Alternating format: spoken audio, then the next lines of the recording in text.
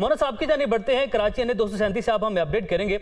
यहाँ पर आप टर्नआउट कैसा देख रहे हैं, और अगर हम जनरल इलेक्शन की बात करें तो वहाँ टर्नआउट उस वक्त कितना था, और आज जो ज़ाब्ते अखलाक है उस पर किस हद तक अमल दरामद किया जा रहा है, अमन अमान की सूरत हाल के हवाले से भी अपडेट कीजिएगा।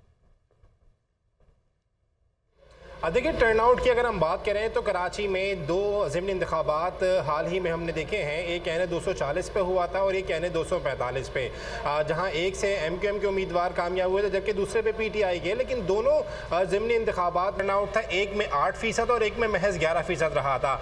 आज भी छुट्टी का रोज़ है, लेकिन सुबह से जो सूरत हाल थी बहुत ज़्यादा गहमा गहमी नहीं नज़र आ रही थी। लेकिन अब जैसे जैसे वक्त गुजर रहा है, कराची वालों ने नाश्ते वगैरह कर लिए हैं, तरोताज़ा हो चुके हैं और अब पोलिंग स्टेशन का रुख करना शुरू कर दिया है। हम देख रहे हैं कि जो NH 237 जहाँ पे मैं मौजूद हूँ, ये खासी अहमियत का हामिल है क्योंकि यहाँ से जो साबिक MNA रहे हैं वो तो पाकिस्तान तहरीक इंसाफ के थे, जमील अहमद खान, लेकिन ये माजी में पीपल्स पार्टी का जो है हल्का समझा जाता रहा है। इसके अलावा क्योंकि अब्दुल हकीम बलोच जो पीपल्स पार्टी के उम्मीदवार हैं वो इस कॉन्स्टिट्यूंसी में बहुत ही मकबूल हैं। PMLN से भी वो एक माजी में जीते हैं, पीपल्स पार्टी की तरफ से भी, और इस मरतबा भी वही उम्मीदवार हैं। तो इस वक्त हम पीपल्स पार्टी के जो कैंप्स लगे हुए हैं वहाँ पे भी रश देख रहे हैं। इसके साथ साथ पाकिस्तान तहरीक इंसाफ के जो यहाँ पे कैंप्स हैं वहाँ पे भी लोग अब आना शुरू हो चुके हैं और पोलिंग स्टेशंस का रुख कर रहे हैं। यहाँ पे तकरीबन 2,94,000 रजिस्टर्ड वोटर्स हैं और तकरीबन 194 पोलिंग स्टेशंस बनाए गए हैं। तकरीबन तमाम ही हसास और इंतहाई हसास करार दिए गए हैं।